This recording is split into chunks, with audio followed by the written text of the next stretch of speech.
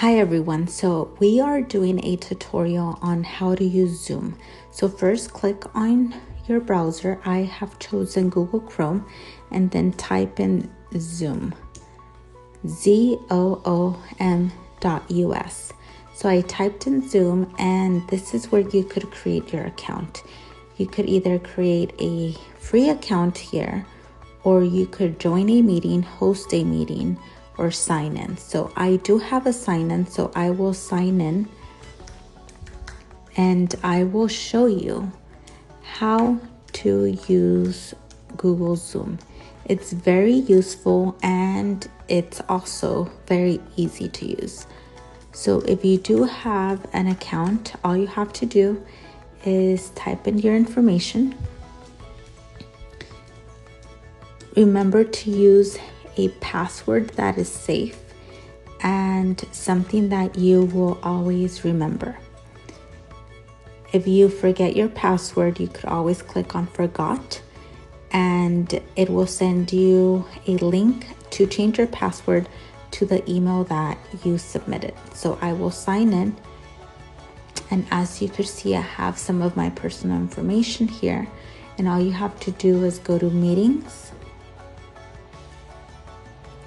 And after you go to meetings, you could use any of these tutorials. For example, there's a get training section where if you do need more help on how to start Zoom meetings or creating Zoom meetings, there's a list of resources that Zoom does provide.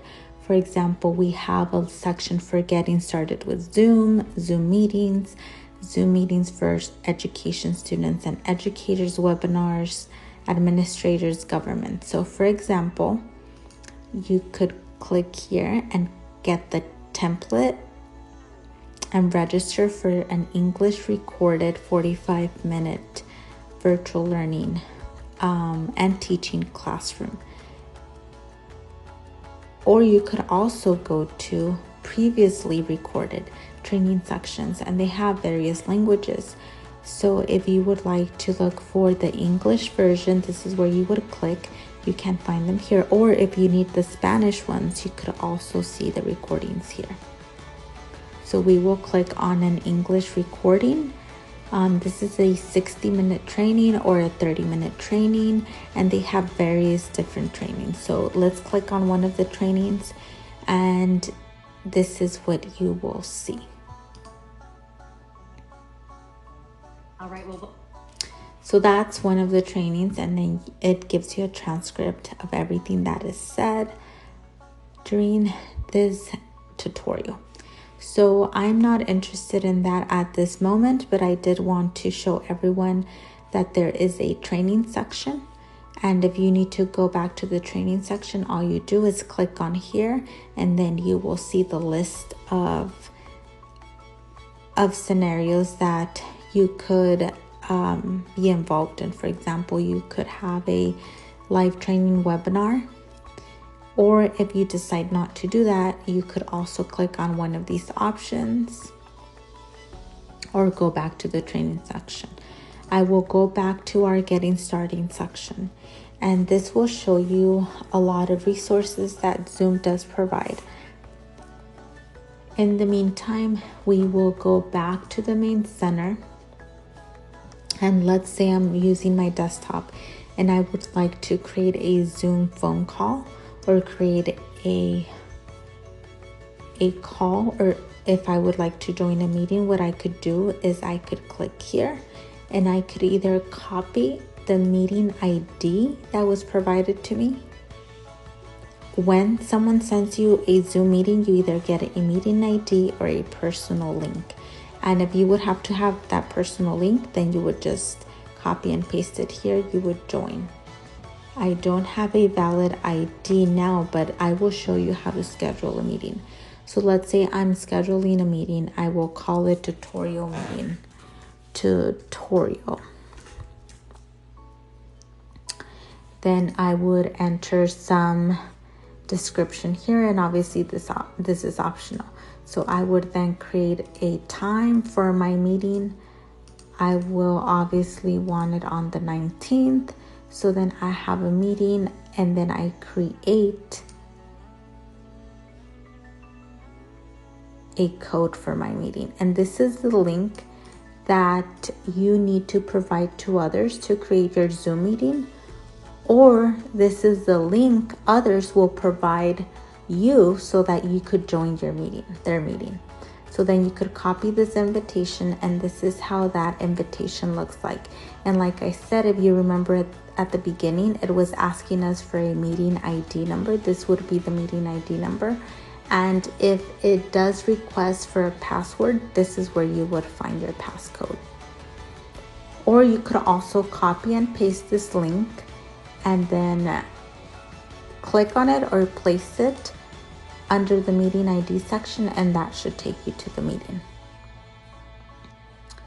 So I could copy this invitation, and here you'll see that I could either start this meeting now, open Zoom, open. I do have the application downloaded here, and if you do have it downloaded to your desktop, this is where you would see it. And this is Zoom opening. So either you could open your Zoom account with audio or no audio. In this case, we do want to use computer audio, so I will click on my audio. You will see a section like this. So at this point, you could either share your screen with your audience, or they could share it with you. You could also invite others to join your meeting. And like I said, this is the title of our meeting. This is the host, the password, and the link. If you need to copy this link and invite others, you may. And then you could also start the video. At this point, they would see you, you would see them.